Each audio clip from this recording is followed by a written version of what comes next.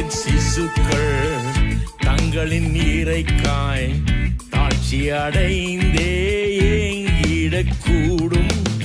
சிங்கத்தின் சிசுக்கள் தங்களின் இறைக்காய் தாழ்ச்சி அடைந்தே ஏங்கிடக்கூடும். துங்கவன் அவரை